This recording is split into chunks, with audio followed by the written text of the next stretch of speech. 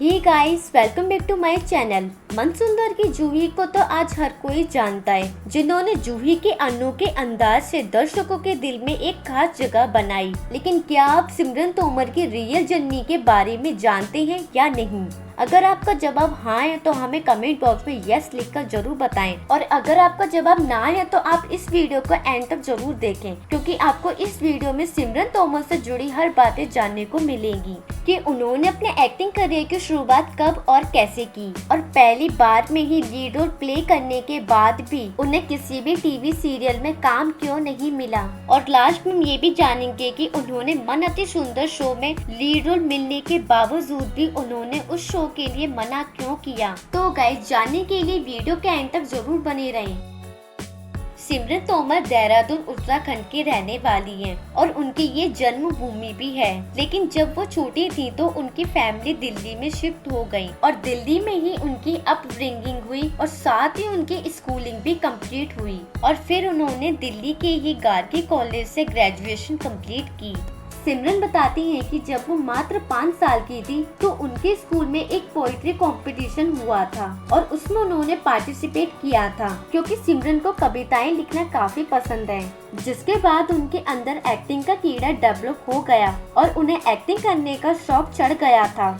और जब वो बड़ी हुई तो उन्होंने सोचा कि वो आर्टिस्टिक फील्ड में अपना करियर बनाएंगी, लेकिन असल में उन्हें ये नहीं पता था कि उन्हें एक्टिंग ही करनी है। तो फिर उन्होंने कॉलेज टाइम से ये थिएटर करना शुरू कर दिया, जिसमें वो कुछ छोटे मोटे रोल्स प्ले करती थी। और ऐसे ही उन्होंने अलग अलग ग्रुप्स के साथ कई थिएटर्स वगैरह किए और साथ ही उन्होंने दिल्ली से ही एक्टिंग के लिए ऑडिशन दिए, जिसमें से एक ऑडिशन स्टार प्लस का शो चीकू ये इश्क नचाए के लिए भी था।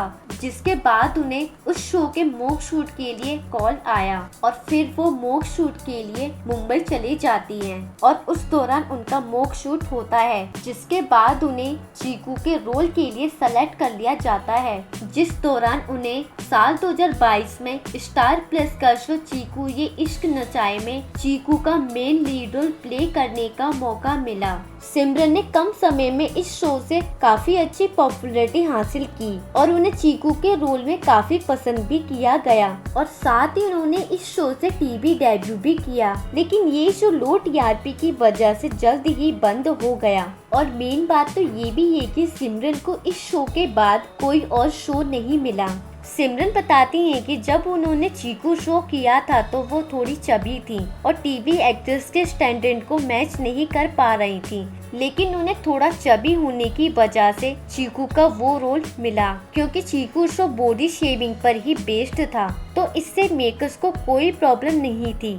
लेकिन जैसे ही उनका वो शो खत्म हुआ तो उन्होंने कई शोज के लिए ऑडिशन वगैरह दिए, लेकिन उनके मोटापे की वजह से उन्हें रिजेक्ट कर दिया जाता था और उन्हें कभी चाची तो कभी भाभी का रोल प्ले करने को बोला जाता था। लेकिन सिमरन उन रोल को नहीं करना चाहती थी, क्योंकि उनका कहना है कि रोल का कुछ ना कुछ मोटिव होना चाहिए। सिमरन का कहना है कि वो अपने वजन से खुश थी, लेकिन वो अपने काम से भी बहुत प्यार करती हैं, तो इसलिए वो वजन भी घटाने के लिए तैयार थी। तो उन्होंने अपनी माँ से पूछा तो उनकी माँ ने और उनके फ्रेंड ने फ्लेक्सिबल होने की सलाह दी, जिसके बाद उन्होंने जिम जाना और डाइट लेना शुरू किया और उस दौरान उन्होंने 17 किलो वजन कम किया।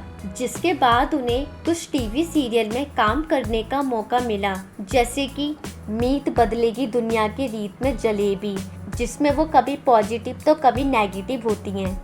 क्राइम्स आजकल में सोफिया डिसूजा और श्रवणी में पंखुड़ी का रोल प्ले किया है।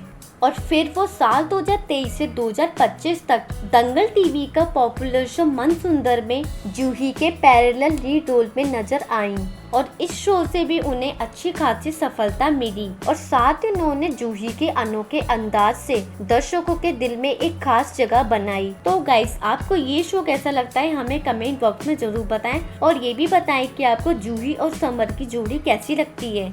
सिमरन का कहना है कि उन्हें मन अति सुंदर शो के राधिका के मेन कैरेक्टर के लिए ऑफर आया था, लेकिन उसके लिए उन्होंने मना कर दिया था क्योंकि राधिका का रोल चबी कैरेक्टर है और उस टाइम उन्होंने अपना वजन 5 से 10 किलो कम कर लिया था क्योंकि वो दोबारा से वजन नहीं बढ़ाना चाहती थी, तो इसलिए उन्होंने उस शो के लिए मना कर दिया था।